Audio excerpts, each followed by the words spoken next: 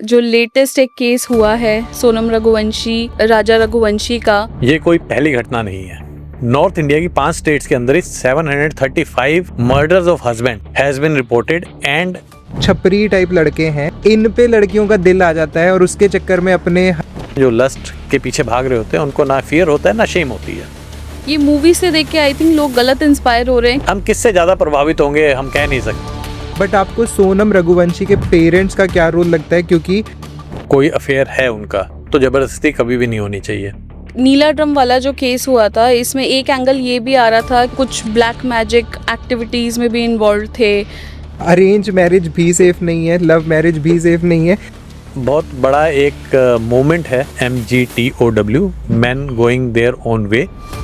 बहुत से ऐसे लोग आते हैं जो कहते हैं कि हम शादी कर रहे हैं, हमें प्रीनप्चुअल बनवाना है, या इंडिया में लीगल नहीं है, हिंदू मैरिज एक्ट के अंदर लीगल नहीं है। 0.2% ही सिर्फ कन्विक्शन रेट है। लगभग 9,976 केसेस में से मात्र 23 कन्विक्शंस ट्रायल कोर्ट लेवल। ये सब 498A के केसेस हैं। आप बोल रहे हैं कि आउट ऑफ कोर्ट सेटलमेंट होता है, मनी बेस्ड सेटलमेंट होता है, तो एवरेज सेटलमेंट रेट क्या है? 15 लाख 20 लाख। 3 साल की लड़की है, 70 साल की एक औरत जाके पैसा नहीं मांगेगी ना रेपिस्ट से कि भाई तुम मुझे पैसा दे दो। 3 साल की लड़की कहाँ पे पैसा मांगेगी? जो ये फॉल्स केसेस हैं, किसी भी थाने में जाएं और वहाँ पे बात करें, पुलिस वाले कहते हैं जी 100% केस झूठे होते हैं। गैंग्स घूम रहे हैं दिल्ली के अंदर, लड़कियां 17, 19 FIRs करा रही हैं, एक ही लड़की। छोटे शहरों की लड़कियां मेट्रो सिटीज में जाती हैं, उनके शौक बड़े हो जाते हैं, वहां जाके वो पंती करती है। मेरे पास एक लड़का आया, ऐप है उस पे वो लड़की मिली, अब धमकी दे रही है, 50 लाख रुपए मांग रही है।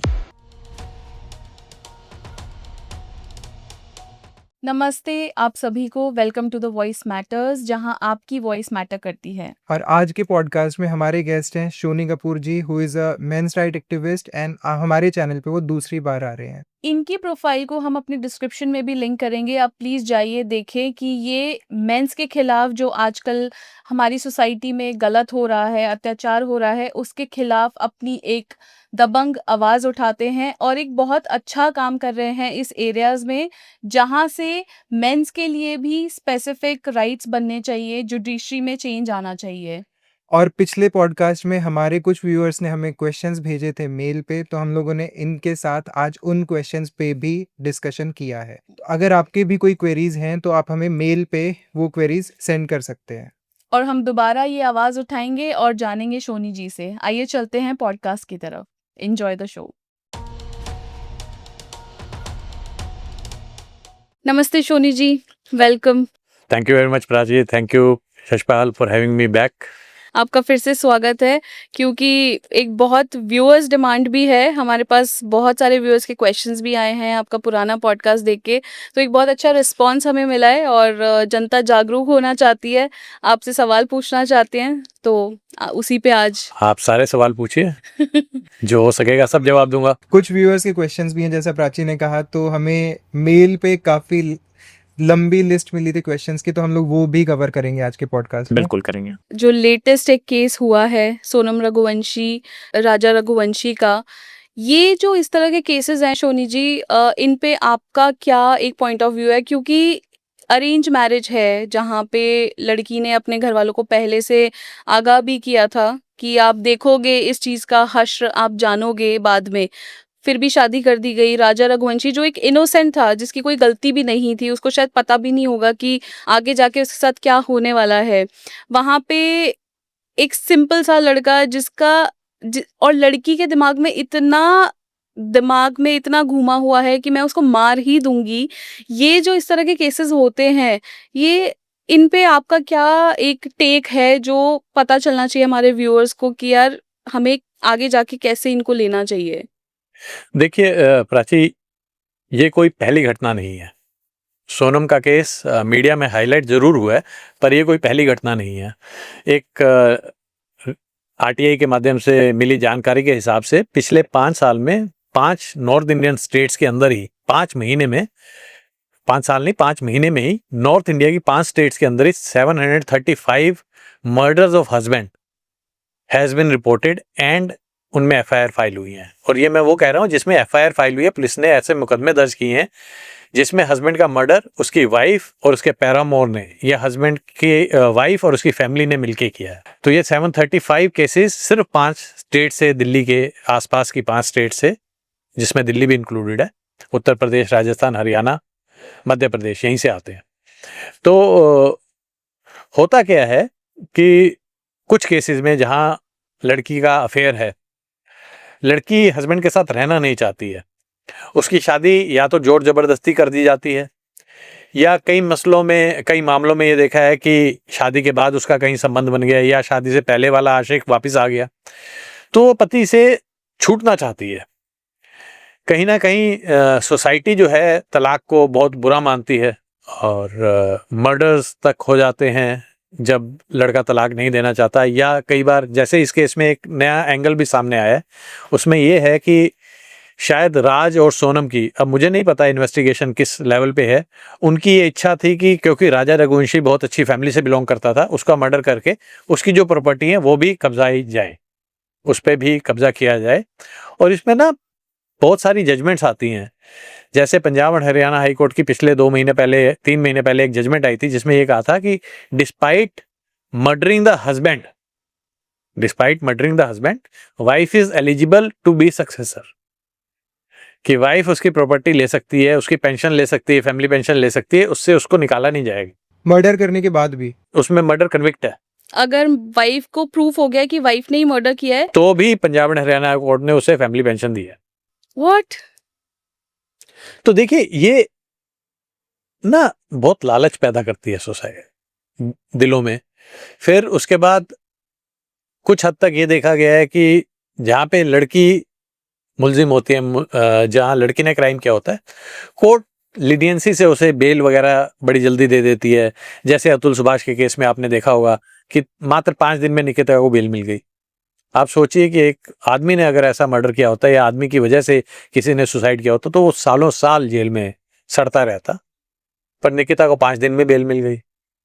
और ये भी तब है जब सोशल मीडिया पे इतना वायरल हो गया था केस अतुल सुभाष ने। हाँ, वरना एफआईआर दर्ज नहीं हो रही थी। राइट। वरना तो शायद किसी को पता भी नहीं चलता कि वरना ऐसा है। शायद एफआईआर भी दर्ज नहीं हो रही थी। और मेरे ख्याल से अतुल सुभाष के बाद ही ये केसेस मीडिया में ज्यादा हाईलाइट होने शुरू हुए हैं और मीडिया प्रेशर की वजह से गिरफ्तारियां हो रही हैं या इस तरह की चीजें हो रही हैं। वरना लड़कियों को अमूमन बहुत ही नरमी से पेश आया जाता है, लॉ इन्वेस्टिगेशन एजेंसी के द्वारा भी और जुडिशरी के द्वारा भी। तो ये जो आप 7,000 समथिंग केस, नहीं, 735 केस हैं जो दिल्ली और दिल्ली के आसपास के स्टेट्स में हुए हैं, इनमें सब में प्रूफ हो चुका है कि नहीं, इसमें एफआईआर दर्ज हुई है। प्रूव होना या ना होना तो ये बात की बातें हैं। इसमें 735 ऐसे केसेस हैं जहाँ पे एफआईआर दर्ज हुई है हस्बैंड मर्डर में। अच्छा सोनी जी, सो वापस ये सोनम रघुवंशी और राजा रघुवंशी के केस में जो राज कुशवाहा है, सोनम रघुवंशी का एलिज्ड बॉयफ्रेंड, वो सोनम रघुवंशी की फैमिली बिजनेस में 20,000 रुपये पर मंथ सैलरी पे जॉब करता है। दिखने में भी एक छपरी टाइप लगता है। तो आजकल जो लड़कियां हैं, चाहे सोनम रघुवंशी का आशिक राज कुशवाहा हो, चाहे मुस्कान का आशिक साहिल हो, ये दिखने में ऐसे जो छपरी टाइप लड़के हैं, इन पे लड़कियों का दिल आ जाता है और उसके चक्कर में अपने हस्बैंड जो वेल अर्निंग है, वेल एस्टैब्लिश्ड है, उनका मर्डर कर रही हैं। तो उस पे आपका क्या विचार है? देखिए, ये तो मानने की बात नहीं है कि किसी के लुक्स कैसे हैं उससे प्यार होता है। ये इनके प्यार पहले से चल रहे थे। चाहे वो मुस्कान का केस था, जो ब्लू ड्रम केस आपने सुना होगा, उसमें भी उसका जो अफेयर था वो पहले से था, कॉलेज से था। और उसके बाद जब वो दोबारा मिले तब उनका अफेयर फिर से पनप पड़ा। ठीक है ना? तो जब दो लोग मिलते हैं तो लुक्स मैटर नहीं करती हैं। और वैसे एक संस्कृत की कहावत भी है, कामा तुरुन नाम भयम न लज्जा, कि जो लोग लस्ट से ग्रसित होते हैं, जो लस्ट के पीछे भाग रहे होते हैं, उनको ना फियर होता है ना शेम होती है। तो अब आपको कोई पसंद आ जाता है तो उसके बाद उसकी लुक्स मैटर नहीं करती हैं। अब क्योंकि ये 2 केस एक से हुए, इसमें जो लड़के की शक्ल है वो अच्छी नहीं है। पर इसमें भी आप देखिए कि अगर यहीं पे एक लड़के ने लड़की का मर्डर किया होता और लड़की मोटी होती या भद्दी होती, तो अगर लोग उसे बॉडी शेमिंग करने लगते तो बहुत बड़ी फेमिनिस्ट लॉबी आ जाती जो कहती कि बॉडी शेमिंग क्यों कर रहे हो, लड़की की लुक्स से क्या मैटर करता है। तो ऐसे मैं भी कहता हूँ कि लड़के की लुक्स कोई मैटर नहीं करती है, क्योंकि जब 2 लोगों में प्रेम प्यार हो गया, जब लोगों में इस तरह के अफेयर जैसी स्थितियां हो गई हैं, कुछ और चीज़ है, तो लुक्स मैटर नहीं करती है। मतलब यहाँ पे फिर ये भी हो सकता था ना कि यार अगर आप इतने गहने लेकर घर से गए हो, क्योंकि ये केसेस भी आ रहे हैं कि वो 10 लाख रुपए तक के गहने राजा रघुवंशी को पहना के लेकर गई थी, खुद के जो गहने पहन के लेकर गई थी वो अलग ही है। प्लस वो खुद भी एक वेल एस्टेब्लिश फैमिली से आती है, तो पैसा ले जाती, गहने ले जाती, बट एटलीस्ट किसी को मारना वो कहाँ तक जस्टिफाइड है? देखिए अब वो क्या करती, क्या होना चाहिए था इन द आइडियल सिनेरियो, तो ये शादी ही नहीं होनी चाहिए थी। बट ये चीज़ें आइडियल सिनेरियोज में नहीं चलती हैं, जैसी हैं, जैसी सोसाइटी में इस समय हो रही हैं उसी के बारे में बात कर सकते हैं। वो क्या करती, दुनिया क्या करती है, ये कोई मायने नहीं रखता है, क्योंकि बहुत सारी चीज़ें ऐसी होती हैं जो हमें लगता है कि ये ऐसा क्राइम क्यों हुआ। और ये क्राइम ऑफ पैशन नहीं है, ये ऐसा क्राइम नहीं है जिसमें झगड़ा हुआ, एक ने दूसरे का गला काट दिया। They are well pre meditated murders. तो इसके अंदर चाहे उसे पैसे की ललक थी, चाहे वो जैसे मुस्कान वाले केस में, ब्लू ड्रम केस में, मुस्कान हस्बैंड का मर्डर करने के बाद पार्टी करने चली जाती है, इसमें वो मर्डर करने के बाद भाग जाती है, गायब हो जाती है। तो इसमें शायद लोगों को लगता है कि वो कभी पकड़े नहीं जाएंगे, उन्होंने ऐसा प्लान किया है, वेल प्लान किया है, और वो पैसा टका जो है वो चाहिए ही होता है, क्योंकि मर्डर करना या उसको छुपाना कोई आसान काम नहीं है। But I don't think any crime can be hidden. अगर पुलिस और इन्वेस्टिगेटिंग एजेंसीज उसको ढूंढने पे आ जाए तो crimes can not be hidden. पर आपको क्या लगता है कि आजकल जो हमें इतने सारे केसेस सुनने को मिल रहे हैं कि वाइफ ने अपने लवर के साथ मिलके हस्बैंड का मर्डर करवा दिया, ये सोसाइटी में इतना ज्यादा एकदम से क्यों बढ़ गई हैं चीजें? ये एकदम से रिपोर्टिंग ज़्यादा बढ़ गई है, मैं ये मानता हूँ। ऐसा नहीं है कि ये एकदम से ज़्यादा बढ़ गई है, इस तरह की चीज़ें पहले भी होती थी, आज भी होती हैं और कल भी होती रहेंगी। देखिए, जो लस्ट है ना, या किसी से प्रेम है, या किसी भी तरह का संबंध है, इतर संबंध है, ये आपको बहुत बड़े क्राइम्स के लिए प्रेरित करता है। और उसके बाद जब इसमें पैसा जुड़ जाता है, जब राजा जैसी फैमिली से वो शादी करती है और वो कहते हैं कि इसका पैसा भी हम ले लेंगे, आपने कहा वो 10 लाख के गहने, तो ये बड़ी सारी मल्टीपल चीज़ें जब जुड़ जाती हैं, और उसके बाद जब आदमी कन्विंस हो जाता है कि मैं ये क्राइम करके पकड़ा नहीं जाऊंगा या पकड़ी नहीं जाऊंगी, तो वो उसको प्री मेडिटेटेड मर्डर को अंजाम देते हैं, और फिर वो सोचते हैं शायद हम बच जाएंगे। बट क्वाइट ये मूवी से देख के आई थिंक लोग गलत इंस्पायर हो रहे हैं कि आप कुछ भी कर लो क्राइम और आप बच सकते हो। मतलब कोई मर्डर करके कैसे सोच सकता है कि मैं बच के भाग जाऊंगा? प्राची, हमें ना सारा दिन बहुत सारी चीज़ें इन्फ्लुएंस करती हैं, हम बहुत सारी चीज़ें मीडिया में देखते हैं, पढ़ते हैं, समझते हैं। हम किससे ज़्यादा प्रभावित होंगे हम कह नहीं सकते। तो किसी एक चीज़ को, मूवीज़ को दोष देना अच्छा नहीं है, सोशल मीडिया को दोष देना अच्छा नहीं है, ये सारी चीज़ें हैं, पर इसी में सब चीज़ों में अच्छी चीज़ें भी दिखती हैं लोगों को और अच्छी चीज़ें भी करते हैं लोग। नहीं, बट बॉलीवुड का इम्पैक्ट तो है। मैं रीज़न बताता हूँ, जब हमारे पेरेंट्स के टाइम पे धर्मेंद्र और उस टाइप के माचो मैन वाली अगर हीरो रहते थे, तो लोगों में यही था कि हाँ मुझे मूंछ रखनी है, थोड़ा वेल बिल्टअप रहना है, थोड़ा मैस्कुलिन रहना है। फिर आया शाहरुख खान का दौर, उसमें लोगों को थोड़ा रोमांटिक होना और ये सारी चीज़ें पसंद आई। अभी मे बी लोग काफ़ी ज़्यादा इंस्पायर हो रहे हैं रणबीर कपूर, कबीर सिंह जैसी मूवीज से, या फिर मे बी क्योंकि रणबीर कपूर ने काफ़ी मूवीज़ की हैं जिसमें मैन चाइल्ड वाला बिहेवियर भी है, प्लस लड़कियां थोड़ी बहुत इंडिपेंडेंट और काफ़ी लिबरल हैं। बीच में अगर आपने देखा हो तेरे नाम वाला चला था, तो सबकी बीच की मांग निकल गई थी। तो बॉलीवुड का एज ए सोसाइटी हम पे काफ़ी ज़्यादा इम्पैक्ट तो आता है।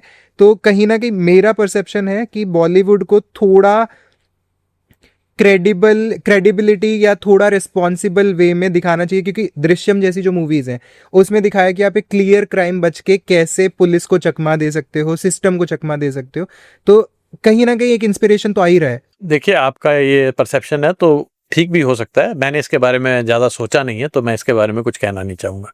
क्योंकि आजकल जैसे कॉलेज के बच्चे हो गए या जो छोटे उम्र के नादान जिन्हें हम बोलते हैं, वो आई थिंक इन सब चीज़ों से बहुत जल्दी इन्फ्लुएंस देखिए, हर चीज़ से इन्फ्लुएंस होते हैं। आज ये मानना है कि सबसे ज़्यादा बड़ा इन्फ्लुएंस इस समय सोशल मीडिया का है, क्योंकि मूवी आप कम देखते हैं, सोशल मीडिया से आप 24/7 ऑलमोस्ट जुड़े होते हैं। मैं कहीं भी मेट्रो में देख लीजिए, कोई रील देख रहा है, कोई कुछ कंटेंट देख रहा है, कान में लगे हुए, हाथ में लगे हुए। I think that has a much greater influence.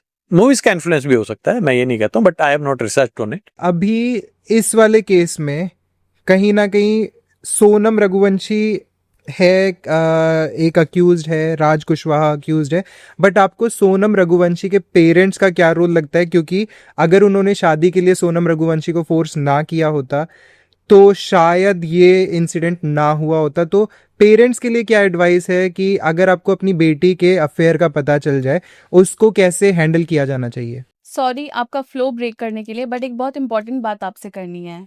हमारे पिछले पॉडकास्ट में हम लोगों ने देखा है कि हमारे 96% व्यूअर्स नॉन सब्सक्राइबर्स हैं। अगर आपको हमारा कंटेंट अच्छा लगता है and you want us to grow, तो प्लीज़ चैनल को सब्सक्राइब करें। देखिए, चाहे बेटी हो चाहे बेटा हो, अगर कोई अफेयर है उनका तो ज़बरदस्ती कभी भी नहीं होनी चाहिए।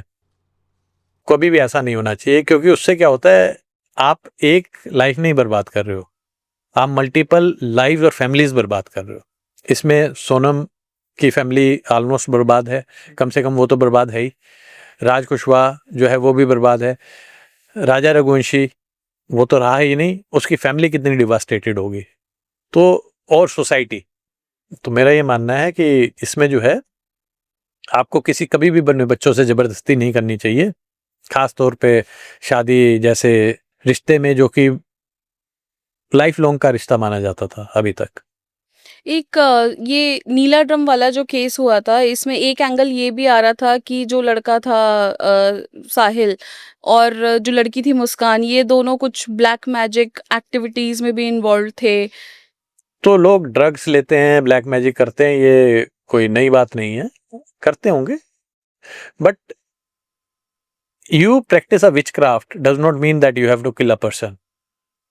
बट अगर आपने फिर सोचा हो या देखा हो, तो आपको ऐसी भी कहानियां मिल जाएंगी जहाँ पे लोग किसी और की बलि दे देते हैं इनके इन्फ्लुएंस में आके। अब ये इन्फ्लुएंस बॉलीवुड का नहीं है ना, ये तो कोई और ही चीज़ चल रही है जो उनके दिमाग में चल रही है। बट अगेन मैंने कहा कि जो साइकी है वो किसी की आप प्रिडिक्ट नहीं कर सकते हैं। You can only take so much corrective action. जैसे पेरेंट्स को शादी नहीं करनी चाहिए थी, मुस्कान की भी नहीं करनी चाहिए थी और सोनम की भी नहीं करनी चाहिए थी, जब उन्हें पता था इनका अफेयर कहीं और है। नहीं, बट मुस्कान की तो लव मैरिज थी। अच्छा, मुझे नहीं पता, मेरे को अब जो याद आ रहा है, क्योंकि उसकी उस लड़के से भी अफेयर था शादी से पहले। मतलब अरेंज मैरिज भी सेफ नहीं है, लव मैरिज भी सेफ नहीं है। तो आज तो भाई मैं एक रील देख रहा था कि शादी मत करो। बहुत बड़ा एक मोमेंट है जिसको कहते हैं MGTOW, man going their own way, जो कि कहते हैं कि शादी नहीं होना चाहिए, अफेयर नहीं होना चाहिए। और सिमिलर सोरिटी जो है, एक क्लब है फीमेल्स का, विच ऑल्सो से कि we don't want to get married. तो वो भय से है। मेरे पास बहुत से बच्चे आते हैं जो शादी नहीं करना चाहते या डरते हैं। वो कहते हैं हमारे परिवार वाले शादी का जोर दे रहे हैं, हम क्या करें कि हमारे ऊपर केस ना हो। क्या करें कि हमारे ऊपर केस ना हो, हम ऐसे क्या सावधानियां बरतें। तो बहुत मुश्किल है कोई भी ऐसी एक्यूरेट एडवाइस देना, और वो केस टू केस बेसिस पे जरूर दी जा सकती है, बट कोई भी ब्लैंकेट एडवाइस इस मसले में नहीं दी जा सकती। मेरा यही मानना है कि find out about your partner, उसके पास्ट के बारे में जानना बहुत ज़रूरी है। और आज की तारीख में ऐसी सर्विसेज अवेलेबल हैं जो एक दूसरे का, पार्टनर्स का जो है, आपका बैकग्राउंड वेरिफिकेशन करके देती हैं। जैसे जब आप जॉब में जाते हैं, आपकी कंपनी आपका बैकग्राउंड वेरिफिकेशन कराती है, ऐसी सर्विसेज अवेलेबल हैं जो लोगों का बैकग्राउंड वेरिफिकेशन कराती हैं। I think you should use them. पर आपके पास कुछ ऐसे क्लाइंट्स आते हैं जो बोलते हैं कि हमारी शादी होने वाली है, हमें किन किन चीज़ों का ध्यान रखना चाहिए लीगली। बहुत से ऐसे लोग आते हैं जो कहते हैं कि हम शादी कर रहे हैं, हमें प्रीनप्चुअल बनवाना है, या ये हमारे रेड फ्लैग्स हैं, क्या ये वाकई हमारे रेड फ्लैग्स हैं, या हम ज़्यादा इन्फ्लुएंस्ड हैं। बहुत से लोग जिनके मुकदमे हो चुके हैं, उनके छोटे भाई बहन, उनके cousins, they don't want to get married. तो ऐसे लोग बहुत सारे आते हैं जो कि भयभीत होते हैं, जो डरे हुए होते हैं।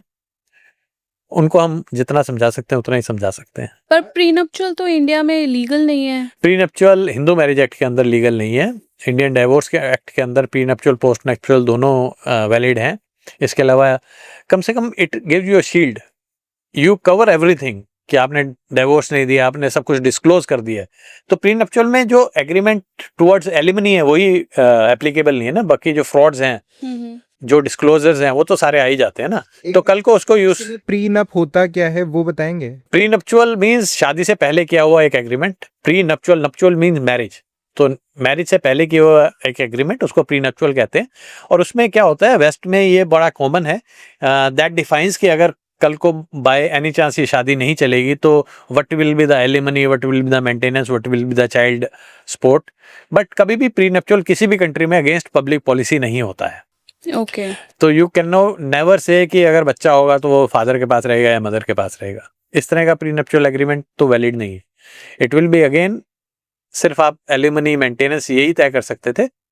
इंडिया में आप कम से कम प्री डिस्क्लोजर्स तो दे ही सकते हो, और एलिमनी भी अगर सोशली, कई बार सोशली बाउंड होते हैं लोग, तो सोसाइटी से तो बाउंड होते ही है ना। हमारे इन्फोसिस के चेयरमैन साहब के बेटे का डिवोर्स हुआ तो उसमें प्रीनप्चुअल ही काम आया था। ओके, उसमें मतलब उस केस के बारे में थोड़ा आप बात कर सकते हैं? नहीं, मुझे उसके बारे में ज़्यादा जानकारी नहीं, मैंने अखबार में जितना पढ़ा था मैंने आपको बता दिया है। ओके। अच्छा, आजकल एक नैरेटिव चल रहा है शोनी जी कि हजारों सालों तक जब लड़कियों पे शोषण हो रहा था लड़कों के द्वारा, तो किसी ने इतनी आवाज नहीं उठाई। अभी ये जो 5-6 केसेस हाईलाइट हुए, उसकी वजह से लड़कों का रोना शुरू हो गया है कि हमें शादी नहीं करनी, हमें लड़कियों के साथ रिलेशन में नहीं आना। तो उस पे आपका क्या कहना है? अगर हजारों साल से कोई चीज़ गलत चल रही थी तो उसको ठीक करने का तरीका ये तो नहीं है कि किसी को भी मार दिया जाए। मैं इसकी एक सिमिली देता हूँ, कहीं पे एक रेप हुआ बिहार में, तो क्या इसमें दिल्ली में एक लड़के को फांसी दे देनी चाहिए? ये कैसा बदला है? या 400 साल पहले एक घटना घटी थी तो उसके लिए आज 2 लड़कों को पकड़ के फांसी दे देनी चाहिए?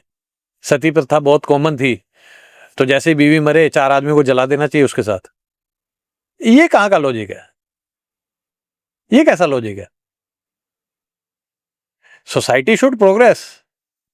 रिवेंज क्या होना चाहिए कि रिवेंज, और वो भी मेरी दादी नानी परनानी का? ये कैसा रिवेंज है? और वो भी उसके रिश्तेदार से नहीं, पूरे मेल सोसाइटी से, मेल सोसाइटी से। मतलब कि पूरी स्पीशीज में जितने भी मेल्स हैं उनसे। बेहुदी बात है। अच्छा शोनी जी, हम एक एजेंडा या एक माइंडसेट की बात कर ही रहे हैं, तो जो एक्सट्रीम फेमिनिज्म माइंडसेट होता है कि हर लड़का ऐसा है, हर लड़के का माइंडसेट ऐसा ही होता है, खराब ही होता है, और शादी मत करो, ये मत करो, उस पे आपका क्या विचार है? देखिए, मेल और मेल में ज़्यादा असमानताएं हैं और फीमेल में ज़्यादा असमानताएं हैं जितना मेल और फीमेल में है, उससे कहीं ज़्यादा। बायोलॉजिकली छोड़ दीजिए, माइंडसेट की बात कर रहा हूँ। एक्सट्रीम कहीं भी खराब होता है, कहीं भी जो है वो बहुत खराब करता है, चाहे वो एक्सट्रीम फेमिनिज्म हो या MGTOW हो। वो दोनों ही मूवमेंट जो है सोसाइटी के लिए अच्छे नहीं है। We have to be moderate and we have to see everything as it comes, case to case basis पे आपको उसको एनालाइज करना चाहिए। I am sure you both, you being a female, you being a male, आपने हर तरह के characters अपनी फैमिली में भी देखे होंगे। जी। वो मेल्स भी हो सकते हैं, फीमेल्स भी हो सकते हैं, ठीक है ना। टॉक्सिक मेल भी हो सकता है, टॉक्सिक फीमेल भी हो सकती है। तो हमारे ना रिसेंसी बायस बहुत ज़्यादा होता है।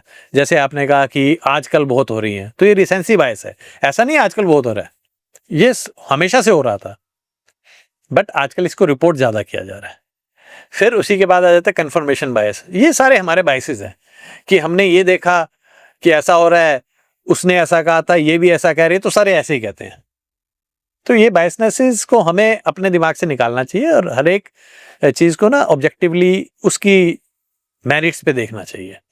और आई थिंक कि अगर हम ऐसा नहीं करेंगे, अगर हम बायसनेसेस में फंसे रहेंगे, तो जैसे सरदार जी जोक्स चलते हैं, बिहारियों के ऊपर एक लॉजिक होता है, पठानों पे एक जोक होता है, ब्लोंड जोक्स होते हैं, तो हम लड़का लड़की में भी इस तरह के जोक्स बनते हैं, हस्बैंड वाइफ के जोक्स होते हैं। बट जब तक वो जोक रहते हैं, जब तक वो मजाक रहता है, जब तक वो हंसी ठट्टे की बात है, तब तक वो ठीक है।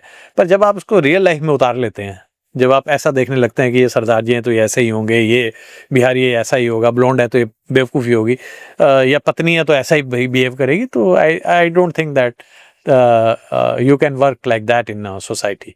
क्योंकि ऐसा जो आप बोल रहे हैं कि ऐसे केसेस देखे होंगे, तो ऐसे एक्चुअल केसेस होते हैं कि आजकल लड़कियों का एक परसेप्शन बना हुआ है कि लड़का सिंगल होना चाहिए, अपने पेरेंट्स से दूर रहे, वैसे लड़के से मुझे शादी करनी है, प्लस हैंडसम हो, टॉल हो, डार्क हो, 6 फिगर्स में उसकी सैलरी हो। तो ये लड़कियों की एक्सपेक्टेशन है। दूसरी तरफ लड़कों की क्या एक्सपेक्टेशन है, काफ़ी लड़कों की, कि अगर मैं किसी हाउसवाइफ से मैरिज शादी कर रहा हूँ तो मेरे ऑफिस जाते टाइम वो मेरे कपड़े भी मुझे प्रेस करके देगी, मेरे शूज़ पॉलिश करके देगी। मतलब they are not expecting that girl as their wife, but उनका ये परसेप्शन है कि मैं एक मेड लेकर आ रहा हूँ। तो ऐसे केसेस भी होते हैं। मतलब दोनों एक्सट्रीम, मुझे लगता है कि दोनों एक्सट्रीम खराब हैं। लड़की को फैमिली के साथ भी एडजस्ट करना चाहिए, लड़के को अगर हाउसवाइफ है ये नहीं सोचना चाहिए कि मैं एक मेड लेकर आ रहा हूँ शादी करके। बिल्कुल, हस्बैंड सिर्फ प्रोवाइडर नहीं है और लड़की सिर्फ मेड नहीं है। दोनों इंडिविजुअल हैं, दोनों की अपनी लाइफ है अपनी, और मेरे ख्याल से दोनों मिलके ही फैमिली चला सकते हैं। तो ये तो उन दोनों के बीच की बात है कि वो कैसे रहते हैं। बाकी ये परसेप्शंस हैं। 1% लोगों की सैलरी भी आज हिंदुस्तान में 6 फिगर्स नहीं है, ठीक है, पर मंथ की बात करें तो आई डोंट थिंक कि इतनी बड़ी पॉपुलेशन में सिर्फ उतने ही लोग बचे हैं, और वो भी उसके बाद भी वो 6 feet tall and 6 pack abs वाले, तो वो तो आई थिंक विल बी काफी कम होंगे, बहुत ज़्यादा कम हो जाएंगे ना। तो फिर वही बात हो जाएगी, सबको ऋतिक रोशन नहीं मिलेगा। मुझे भी माधुरी दीक्षित नहीं मिली थी, मुझे बहुत पसंद थी बचपन में। सर मुझे भी काफी पसंद है। हाँ, मेरी भी शादी उससे नहीं हो पाई। तो शोनी जी, आज आपका एक न्यूज़पेपर में टाइम्स ऑफ इंडिया में ही एक आर्टिकल आया है जिसमें मेंशन्ड है कि 0.2% ही सिर्फ कन्विक्शन रेट है, राइट? उसके बारे में आप कुछ शेयर करेंगे? देखिए, जो टाइम्स ऑफ इंडिया ने आज कवर किया है वो मैंने आरटीआई लगाई थी दिल्ली के सारे डिस्ट्रिक्ट कोर्ट्स के अंदर। दिल्ली के अंदर 11 जुडिशियल डिस्ट्रिक्ट्स हैं, तो जो डेटा निकल के आया था it was very shocking. Nearly 9,976 cases were decided in last 4 years, 2021 से 24 तक, 2021 से 2024 तक। लगभग 9,976 केसेस में से मात्र 23 कन्विक्शंस ट्रायल कोर्ट लेवल पे ये हैं। सब 498 ए ये जिसमें 498A था, यानी 498A को आप दहेज का कानून या लड़की की प्रताड़ना दहेज के लिए उसके से ट्रीट करते हैं, women harass for dowry harassment. तो उसमें मात्र 23 कन्विक्शन है, यानी 23 लोगों को कन्विक्ट किया गया है, विच अमाउंट्स टू नियरली 0.23%। तो मतलब कि 1000 केस में से 2 के आसपास की कन्विक्शन है। तो इतना लो कन्विक्शन रेट है, और आई think it is very shocking कि आपने इतना बड़ा पेरिफेरलिया बना रखा है, क्राइम अगेंस्ट वुमेन सेल है, फिर उसके बाद पुलिस स्टेशन उसे इन्वेस्टिगेट करता है, लड़कियों को फ्री लॉयर्स मिलते हैं। आपने 22 कोर्ट्स दिल्ली के अंदर महिला कोर्ट हैं 22, और 4 साल में आप मात्र 23 लोगों को कन्विक्ट कर पाते हैं। और बाकी सभी जो 9,976 केसेस थे इनमें कोई सजा नहीं है। हाँ, कोई कन्विक्शन नहीं है। कुछ क्वैश हो गए आपसे म्यूचुअल अंडरस्टैंडिंग से। तो होता क्या है कि कोर्ट भी लंबी लंबी डेट देती हैं कि जी इनका कहीं ना कहीं एग्रीमेंट हो जाए, ये क्वैश हो जाएगा case. I think this is absurd. अगर आपको पैसे पे ही केस सेटल करना है तो बनाओ ना, एक फोरम बनाओ यार, तेरी कितनी इनकम है, तेरी कितनी इनकम है, बैठ के वो डिसाइड कर देता है लो जी। क्यों लोगों को कोर्टों में धक्के खिला रहे हो सालों नहीं, साल? बट सोनी जी यहाँ पे ये भी तो होता है ना कि मतलब आप बोल रहे हैं कि आउट ऑफ कोर्ट सेटलमेंट होता है, मनी बेस्ड सेटलमेंट होता है, तो कहीं ना कहीं जो जिस लड़की ने केस फाइल किया उससे भी तो ये लगता होगा ना कि यार मैं इतने साल तक कोर्ट के धक्के खाऊंगी, प्लस सोसाइटी प्रेशर भी रहता होगा और भी काफी सर्कमस्टांसेस होते होंगे। तो मैं कह रहा हूँ ना, मत खाओ धक्के, पहले दिन सेटल कर लो ना। यही तो मैं कह रहा हूँ। आप जो काम 7 साल 10 साल बाद करते हो, आपकी जवानी बर्बाद हो चुकी होती है, चाहे लड़की की हो चाहे लड़के की हो, मत करो ना, पहले दिन सेटल कर लो। 2015 के 10 लाख रुपए आज के टाइम में क्या है? एवरेज सेटलमेंट रेट क्या है? 15 लाख 20 लाख। बट कहीं ये सिस्टम का फेलियर नहीं है? तो मैं तो मानता हूँ ये सिस्टम का फेलियर है। मैं तो कहता हूँ ये सिस्टम का, जुडिशरी का, पुलिस का, लॉ का, पार्लियामेंट का, सबका फेलियर है। और सबसे बड़ा फेलियर है ये सोसाइटी का। क्योंकि लोग जब डालते हैं केस दहेज का, सपोज किसी ने डाला, तो वो इसी माइंडसेट से डालते होंगे कि यार सामने वाले ने मुझे इतना परेशान किया है, इसको सज़ा मिलनी चाहिए। बट कहीं ना कहीं सालों साल कोर्ट में धक्के खाने के बाद, इतना पैसा बर्बाद करने के बाद, मे बी लोग प्राची, ये गलतफहमी है कि लोग सजा दिलाने के लिए केस डालते हैं। आप वुमेन सेल में जाइए, डिमांड शुरू होती है 5 करोड़ से, 2 करोड़ से, 3 करोड़ से, और फाइनली सेटल होता है 15 लाख 20 लाख 25 लाख में। लड़का शुरू होता है 5 लाख से, 2 लाख से। मतलब सीधा नेगोशिएशन चालू हो जाता है। हर स्टेज पे नेगोशिएशन होती है। दिल्ली के अंदर CAW सेल में केस रजिस्टर करने में लड़की को 6 महीने से 1 साल लगता है, और हर स्टेज पे नेगोशिएशन है। उसके बाद कोर्ट में जाती है मेडिएशन में, उसके बाद जब केस में चार्जशीट फाइल होती है फिर मेडिएशन होती है, बेल होती है, उस समय मेडिएशन होती है। आप इस प्रोसेस को सिर्फ नेगोशिएटिंग प्रोसेस है। अगर ये नेगोशिएटिंग प्रोसेस नहीं होता तो पुलिस ने चार्जशीट फाइल की, आप ट्रायल चलाइए। आप क्यों नहीं नेगोशिएशन का मौका देते हैं? क्यों कहते हैं नेगोशिएट कीजिए? क्यों कहते हैं देखिए? आपके सामने एक चार्जशीट आई है, आप उसको डिसाइड कीजिए ना। आप क्यों मौका देते हैं सालों साल कि जी मेडिएशन चल रही है, मेडिएशन चल रही है? किस बात की मेडिएशन चल रही है? नेगोशिएशन चल रही है। सीधा बोलिए ना, नेगोशिएशन चल रही है। We have to negotiate. बिठाइए नेगोशिएटर्स दोनों साइड के, अच्छे अच्छे नेगोशिएटर्स बिठाइए और कमरे में बंद कीजिए, बोलिए खत्म करके आइएगा। होना तो यही है ना। अल्टीमेटली वही होना है। और ये जो 23 कन्विक्ट हुए हैं, ये भी 23 को सजा नहीं होगी। ये अभी अपील में जाएंगे, फिर नेगोशिएशन होगी इनमें, बस प्राइस बढ़ जाएगा। बट 0.2% एक्चुअली काफी शॉकिंग नंबर है, क्योंकि बहुत ज्यादा, मतलब 9,000 जितने भी आपने केसेस बताए उसमें 0.2% सिर्फ 23 केसेस, हाँ। तो बहुत ज्यादा है। मुझे ऐसा लगता है बहुत ज्यादा प्रॉब्लम ये सिस्टम की तरफ से भी है, क्योंकि अगर जल्दी डेट्स आए सिस्टम की, कैसे आएंगी?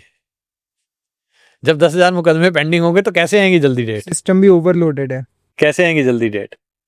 तो जिसके अंदर पेशेंस है वो, अगर लड़के के अंदर ज्यादा पेशेंस है वो कम पैसे देगा, अगर लड़की के अंदर ज्यादा पेशेंस है तो ज्यादा पैसे लेगी।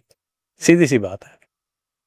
पर जिंदगी दोनों की बर्बाद होगी। जिंदगी दोनों। और यकीन मानना, 2015 में किसी का 10-15 लाख में सेटलमेंट होता था, बहुत अच्छा सेटलमेंट माना जाता था। आज किसी को 10 लाख 2015 में मिले थे, 2025 में उसकी कोई वैल्यू नहीं है। सिर्फ करोड़ों में बात होती है। आज भी लाखों में सेटलमेंट होते हैं, करोड़ों में तो बहुत रेयरली होते हैं। जो रेयरली होते हैं वो रिपोर्ट होते हैं, बट लाखों में ही सेटलमेंट होते हैं। पर आज अगर 20-25 लाख का कोई सेटलमेंट है, आज से 10 साल बाद उसकी क्या वैल्यू रही होगी? रह जाएगी। और अगर रह भी जाएगी तो जो आपके 5 साल 7 साल 8 साल 10 साल जो लिटिगेशन में बर्बाद हो गए, क्या वो कभी वापस मिलेंगे? नहीं मिलेंगे, क्योंकि इतना मेंटल ट्रॉमा होता है, इतना you are traumatised for life. Then as, you never get any younger. आज मेरी जो एज है कल से एक दिन ज्यादा है, कभी भी कम नहीं होगी उससे। और ऐसे केसेस में ये भी होता है ना कि सिर्फ आप एज ए इंडिविजुअल इन्वॉल्व नहीं हो, आपकी फैमिली भी इन्वॉल्व है। बिल्कुल। और इसमें जो हस्बैंड होता है, उसकी बहन, उसकी माँ, उसका बाप, उसका कज़न, उसका चाचा, सबको इन्वॉल्व कर लिया जाता है। और कोई बेंगलोर से आएगा, ये दिल्ली का डेटा है ना, तो मैं एग्जांपल देता हूँ। कोई जयपुर से आएगा, कोई बेंगलोर से आएगा, कोई हैदराबाद से आएगा, कोई दिल्ली में ही होगा, कोई हिसार से आएगा, कोई अलीगढ़ से आएगा, और उन्हें हर तारीख पे आना पड़ेगा दिल्ली। ये एक्चुअली है, क्योंकि काफ़ी लड़कियां ये केस भी लगाती हैं कि अगर लड़का दिल्ली का रहने वाला है, लड़की जाके कानपुर में केस फाइल करे। बिल्कुल। लड़की जो अपना होम टाउन है वहीं पे केस फाइल करती है, तो इससे लड़के को ट्रैवल करना पड़ता है, लड़के की फैमिली को ट्रैवल करना पड़ता है, which is more traumatic than any other thing. Arrest तो अब होती नहीं है। एंड अतुल सुभाष ने भी उसका जो अतुल सुभाष का जो वीडियो था, उसकी सबसे बड़ी हरासमेंट ये थी कि उसे बेंगलोर से जौनपुर महीने में 2 से 3 बार जाना पड़ता था। उसको 5-5 डेटें पड़ती थी, और जौनपुर जाना उसके लिए काफी लंबा काम था। शोनी जी, एक और हमने एक डेटा निकाला था आरटीआई के बेसिस पे, वो ये कहता है कि 50% एफआईआर्स फॉल्स निकाली गई थी। पानीपत का एक डेटा है ये, किसी इन्वेस्टिगेशन स्टेज पे, उसमें 74% एक्विटल है ट्रायल में। ये किस चीज का डेटा है? रेप का डेटा है। 498 98 है। आई डोंट थिंक 74% एक्विटल होगा, उसमें बहुत ज्यादा होगा। उसमें वो डिसाइडेड केस का 74% हो सकता है, बट मुझे इस डेटा के बारे में पता नहीं है। बट ऐसे बहुत से केसेस हैं, ये सिर्फ पानीपत दिल्ली की बात नहीं कर रहा हूँ मैं, पूरे हिंदुस्तान में यही ट्रेंड है। एनसीआरबी का जो डेटा आता है, that also conviction rate is less than 1% now. Less than 1%। Less than 1% all India basis पे। बट उसमें वही होता होगा ना कि आउट ऑफ कोर्ट सेटलमेंट हो गया, लॉन्ग ड्यू अगर वर्डिक्ट है तो। आपको आज जब क्वेश्चन के लिए जाते हैं आप हाई कोर्ट में, दिल्ली हाई कोर्ट में, देखते हैं वो मुकदमे 2018 के, 2019 के, 2020 के मुकदमे क्वेश हो रहे हैं।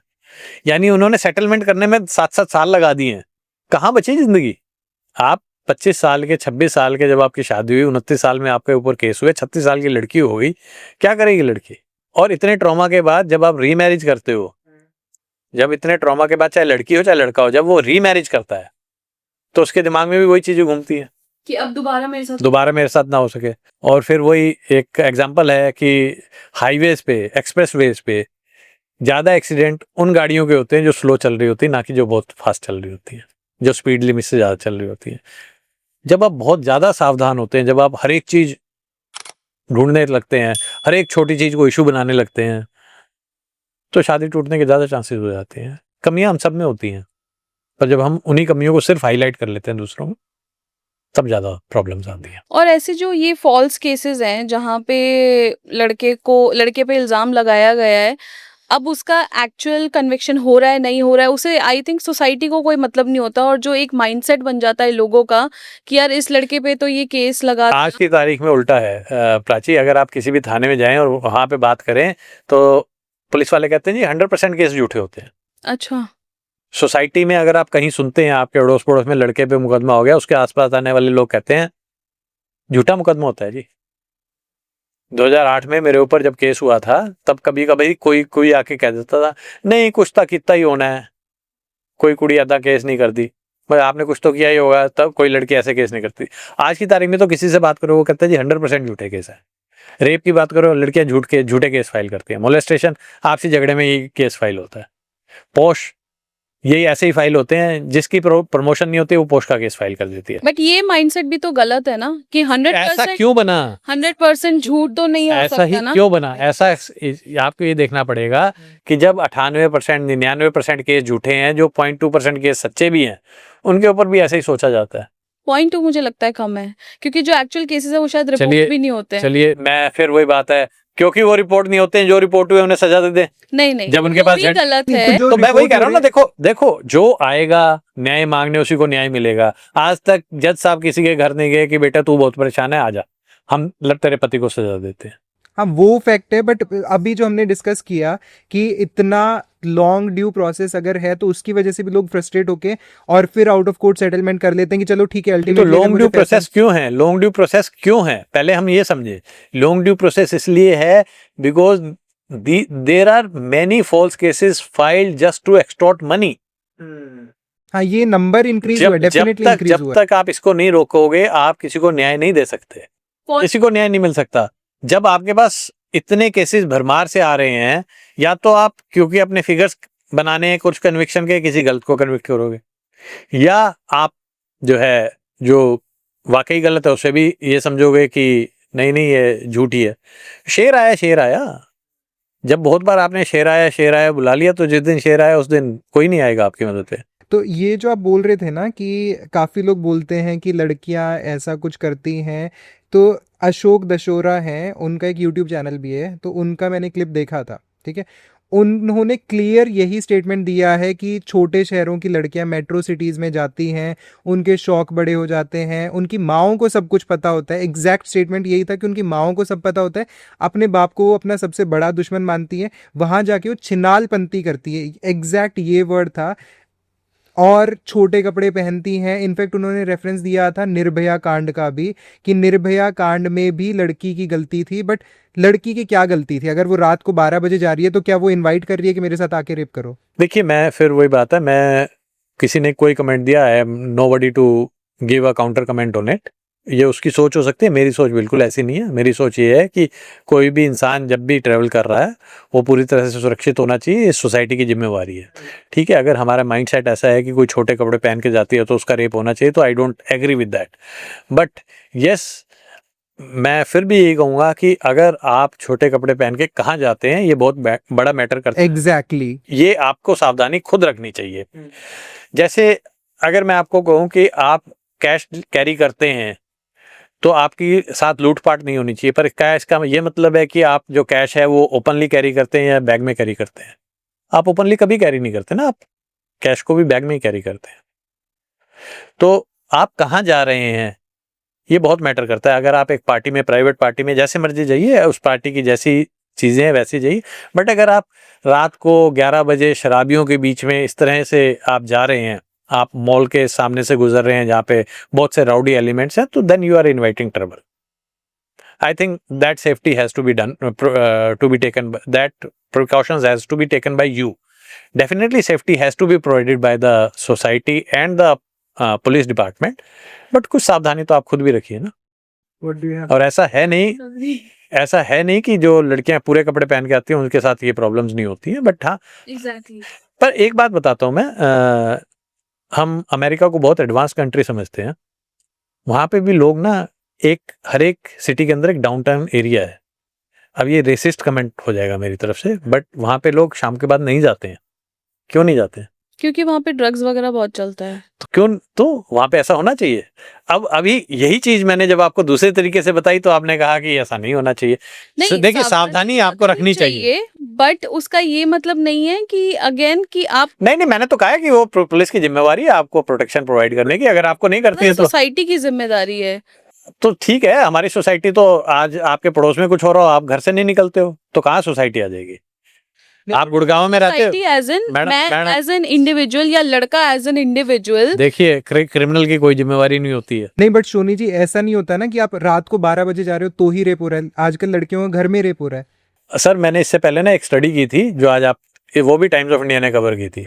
उसमें रेप का कन्विक्शन रेट 4.3% आया था। तो या तो फॉल्स केसेस इंक्रीज हो रहे हैं। तो जब फॉल्स केसेस इंक्रीज होते हैं तो उसके साथ साथ ये चीजें भी इंक्रीज होती हैं। ये इम्प्यूटस है।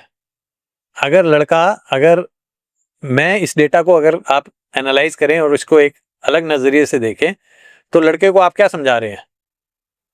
आप लड़के को कह रहे हैं 0.2% कन्विक्शन रेट है, 10 साल केस चलता है, लड़की में इतनी हिम्मत नहीं होगी, तबीयत से दहेज मांगो, तबीयत से दहेज लो, तबीयत से उसकी प्रताड़ना करो, कोई कन्विक्शन नहीं होगा। क्या ये नहीं समझा रहे हो आप लड़के को। हाँ, कहीं ना कहीं एक्सपेक्टेशन गलत सेट हो ही रही है। जब मैं कहता हूँ रेप का डेटा इतना है तो क्या आप लड़कों को ये नहीं समझा रहे हो जो मर्जी करो कुछ नहीं होगा।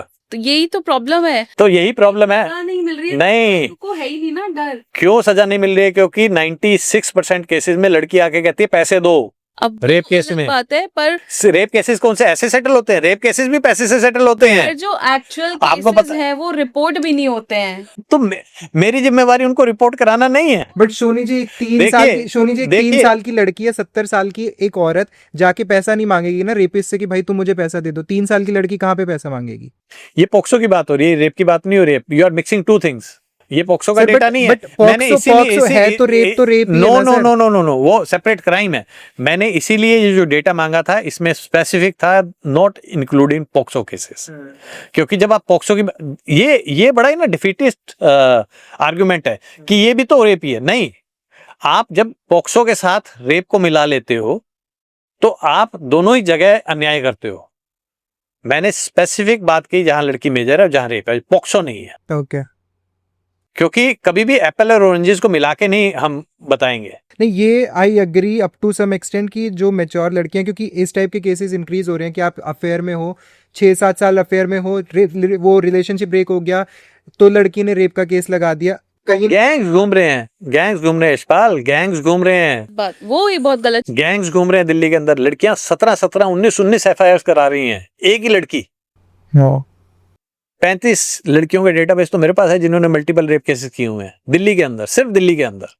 और मैं काफी जगह पे ऐसा भी देख रहा था कि आजकल जो ये डेटिंग ऐप्स है, टिंडर, बम्बल, इस पे भी काफी गैंग्स ऐसे एक्टिव हैं। बिल्कुल, आपको बुलाएंगे होटल के कमरे में और फिर ऐसा कुछ सीन अभी कल ही मेरे पास एक लड़का आया था, हिंज पे कोई ऐप है, उस पे वो लड़की मिली, अब रेप की धमकी दे रही है, 50 लाख रुपए मांग रही है।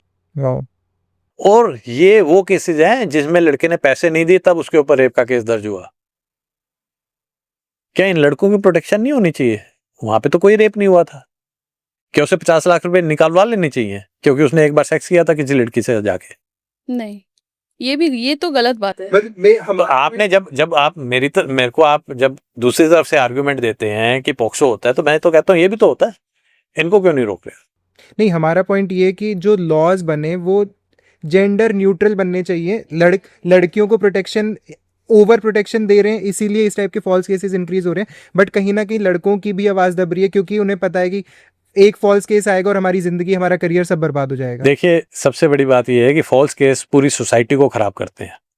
जैसे एक सड़ी हुई मछली पूरे तालाब को खराब करती है, फॉल्स केसेस जहां भी आ जाते हैं, जहां भी 1% से ज्यादा बढ़ जाते हैं, वहां पे वो जेन्युइन विक्टिम्स को भी हार्म करते हैं और वो एक्यूज्ड को तो हार्म करते ही करते हैं। और mind it is not about only girls who get hampered by it, the whole families of the boys, there also girls are included। जब एक लड़के पे रेप का केस लगता है तो उसकी बहन को भी ऐसे देखा जाता है, उसकी बहन के साथ भी हेट क्राइम होता है, उसकी मां को भी ऐसे देखा जाता है, उनके साथ भी हेट क्राइम होता है। They are shunned from the society. एक लड़के का नाम ना हमेशा आता है अखबार में, और अखबार में ऐसा नहीं आता एलिज्ड। अभी पिछले 2 हफ्ते पहले गुड़गांव के अखबारों में एक बहुत बड़ी खबर आई थी एसएचओ महिला थाने ने किया दिल्ली की एडवोकेट का रेप। ओके, और विद फेस आया होगा फोटो। नाम आया था उसका, मैं नाम नहीं लूंगा, उसका नाम आया था, लड़की का नाम नहीं आया था। और वो लड़की पहले भी 2 मुकदमे कर चुकी थी ऐसे ही, पर उसका फिर भी नाम नहीं आया था और एसएचओ के अगेंस्ट एलिगेशन नहीं आया था। एक सॉर्ट ऑफ मीडिया ट्रायल ही हो गया था, कन्विक्शन हो गया था। उसका नाम, ये नाम कभी नहीं जाएगा। जब भी उसके बारे में कोई गूगल करेगा ये खबर सबसे ऊपर आएगी। हाँ, ये है कि अगर कोई लड़का अक्यूज्ड है तो उसका फोटो, उसके फैमिली डिटेल्स तक दे देते सब कुछ दे हैं। देते लड़की हैं, का सब कुछ दे देते हैं। ब्लर कर दे। लड़की का ब्लर कर देते हैं। ब्लर क्या कर देते हैं, नाम आता ही नहीं है, क्राइम है। आप उसका नाम बताना क्राइम है। अगर मैं किसी रेप एक्यूज का नाम, मैं 35 लड़कियों के बता रहा हूं, अगर मैं नाम बताने शुरू कर दूंगा तो आई विल बी प्रोसिक्यूटेड। नहीं, बट एक और चीज है, एक और केस जो हमारे व्यूअर ने मेल किया था, रिया चक्रवर्ती और सुशांत सिंह राजपूत वाला केस। उसमें आई एम नॉट श्योर कि एग्जैक्ट डिटेल्स क्या हैं, बट रिया चक्रवर्ती का काफी लॉन्ग ड्यू मीडिया ट्रायल हुआ, काफी सोशल मीडिया लिंचिंग हुई कि ये ऐसी है, आज भी होती है। ऑल्दो क्लीन चिट मिल गया उन्हें, बट रिया चक्रवर्ती का करियर बर्बाद हुआ, उसके भाई का करियर बर्बाद हुआ। तो ऐसे केसेस भी हैं कि देखिए, लड़कियों के साथ भी। मैं आपको हजारों लड़के ऐसे दिखा सकता हूं जिनका करियर बर्बाद होता है क्योंकि उनका वो एक हाई फ्लाइंग जॉब में होते हैं और उनका मीडिया ट्रायल नहीं होता। लड़कियां उनके बारे में डिफेम करती हैं उन्हें लिंक्डइन पे, सोशल मीडिया पे। तो ये एक रिया चक्रवर्ती के साथ नहीं हो, ये रोज होता है। रिया चक्रवर्ती को हम इसलिए जानते हैं कि because she was an actress and every news media is interested in covering her story, या तो उसके अगेंस्ट या उसके फेवर में। 24/7 media needs stories day in day out. तो शोनी जी, एक क्वेश्चन है और ये हमारे व्यूअर की तरफ से आया है। जो हमारा पिछला पॉडकास्ट था उन्होंने देखा था, उसमें आपने एक स्टेटमेंट दिया था कि अगर हर तरह के केसेस लगाए गए हैं किसी इंसान पे तो वो मैक्सिमम झूठा ही होता है। बिल्कुल। पर अभी रिसेंटली राजस्थान में एक केस हुआ है जहाँ पे एक बाप ने अपनी 2 ट्विन बेटियों को पटक पटक के मार दिया एंड उसकी वाइफ ने उस पे ये सारे एलिगेशंस ऑलमोस्ट लगाए थे कि मेरे साथ प्रताड़ना भी हो रही है, मेरे साथ हरासमेंट भी हो रहा है, हर तरह के इश्यूज हो रहे हैं। तो ऐसे केसेस पे आपका क्या कहना है? देखिए, वो जो स्टेटमेंट थी वो अलग थी और ये आप अगेन एक जेनरिक स्टेटमेंट को आप स्पेसिफिक चीज से काउंटर नहीं कर सकते हैं। अगर मैं ये कहता हूँ 96% केसेस झूठे हैं तो आप मेरे लिए एक निर्भया का केस लेके ये नहीं कह सकते ये सच्चा था। ये क्राइम है, इसमें पनिशमेंट होनी चाहिए। अगर ऐसे कोई क्राइम हुआ है, वो चाहे क्राइम ऑफ पैशन है या प्री मेडिटेटेड है, उसमें सजा होनी चाहिए। पर इसका ये मतलब नहीं है ना कि जो मैंने कहा था वो झूठ हो गया। 96% केसेस झूठे होते हैं ऐसा मान लिया जाएगा। अगर मैं कह रहा हूँ 0.2% कन्विक्शन है तो 0.2% कन्विक्शन तो है ही। 10,000 में से 23 लोगों के अगेंस्ट तो कन्विक्शन प्रूव हुआ ही है ना। जो उनको कहा गया, उनके अगेंस्ट कहा गया, वो प्रूव हुआ ही है। तो this is one of these cases. But इससे बाकी सारे केसेस झूठे हैं, वो सच्चे नहीं हो जाते हैं। अच्छा, और एक और चीज़ आपने कहा कि शेर आया वाली कहानी, तो ऐसा ही एक इंसिडेंट उसाफ खान ने, ये जो पहलगाम वाला इंसिडेंट हुआ था, उसके रेफरेंस में ये दिया था कि एक जो वहाँ पे मर्डर हुआ था किसी पर्टिकुलर सिटीज़न का, इंडियन सिटीज़न का, उसकी वाइफ ने शूटर हायर करके ये प्री प्लान इंसिडेंट करवाया था। तो डू यू थिंक कि अगर कोई एक बंदा इस टाइप के एलिगेशन लेडीज पे लगाता है, एक विमेन पे लगाता है, तो उससे पूरा जो मेंस राइट एक्टिविस्ट का एजेंडा है वो डाइल्यूट होता है? देखिए, पहली बात तो मैं किसी का कोई स्पोक्स पर्सन नहीं हूं कि उसने क्या कहा था। ठीक है, उसने कहा, उसने फ्लाइट ऑफ फैंसी से कहा, उसने किसी फैक्चुअल बेसिस पे कहा, उसने 2 चीज़ों को जोड़ के कहा, मुझे नहीं पता ना, मैंने ये स्टेटमेंट देखी है। ठीक है, बाकी मुझे नहीं लगता कि पहलगाम का जो पूरा ऑपरेशन था वो एक लड़की इस तरह से स्टेज कर सकती है। It is flight of fancy mostly. Shoni ji, आपने थोड़े दिन पहले अभी आपकी एक और आरटीआई फाइल करी थी, उसका रिजल्ट शेयर किया था, जिसमें जो रेप केसेस हो रहे हैं, नॉट श्योर ओवरऑल इंडिया के थे वो, कहाँ? नहीं, वो सिर्फ दिल्ली के आरटीआई लगाई थी। उसमें ये आया था कि सिर्फ 4.3% कन्विक्शन हो रहा है। बिल्कुल। इसके बारे में आपको शेयर करेंगे कि ये तो बहुत ही कम नंबर्स हो गए। आई मीन देखिए वही मैंने अभी इसके बारे में बताया भी था, मैं दोबारा बता देता हूँ। उस आरटीआई भी मैंने दिल्ली के 11 जुडिशियल डिस्ट्रिक्ट में लगाई थी, द्वारका के अलावा सबका डेटा उसमें था, और उसमें जो रेप की कन्विक्शन रेट थी वो 4.3% थी। और उसमें सबसे स्ट्रेंज बात ये थी, क्योंकि मैंने ना मांगा था कि कितनी % लड़कियां रिजाइल कर जाती हैं, यानी वो मुकदमा तो फाइल करती हैं, उसके बाद कोर्ट में आने के बाद कहती हैं हमने ये मुकदमा फाइल नहीं किया या मेरे साथ ऐसी घटना नहीं हुई है। वो डेटा मुझे सिर्फ 2 कोर्ट्स ने प्रोवाइड किया, और उसके हिसाब से लगभग 40% लड़कियां ऐसी थी जो ये कह रही थी कि हाँ जी हमने ये केस जो है नहीं फाइल किया, हमसे ज़बरदस्ती फाइल कराया गया, यानी वो रिजाइल कर गई। उन्होंने ये कहा कि मैंने ऐसी कोई चीज़ मेरे साथ घटना हुई नहीं। और बाकी भी जो हैं गवाहियाँ जब बदली जाती हैं, और ऐसे बहुत सारे कोर्ट्स हैं जहाँ पे कन्विक्शन रेट नियरली 0% है। तो I think this is absurdity ना, कि आप हर एक रेप विक्टिम को पहले एक मुआवजे के रूप में 4 लाख रुपए देते हैं कि लो बेटे हम आपको प्रोटेक्ट नहीं कर पाए, सोसाइटी सरकार हम आपको प्रोटेक्ट नहीं कर पाए, ये आपके लिए कंपनसेशन है। और उसके बाद आप सिर्फ 4% ही कन्विक्शन करा पाते हैं। नहीं, बट उसमें कहीं आपको ये नहीं लगता कि सोसाइटी प्रेशर या फिर थ्रेट, किसी को धमकी मिल रही है? मैं आपको बता देता हूँ, दिल्ली गवर्नमेंट का एक विक्टिम प्रोटेक्शन डिपार्टमेंट है, एक विटनेस प्रोटेक्शन डिपार्टमेंट है। लड़की को एक सरकारी वकील मिलता है, एक वकील एनसीडब्ल्यू से मिलता है, एक पुलिस वाला उसके साथ रहता है जब भी वो आती है कोर्ट में। अभी भी उसके ऊपर खतरा होता है, मतलब कि इतने सारे लोग उसको बचा नहीं पाते हैं एक धमकी से।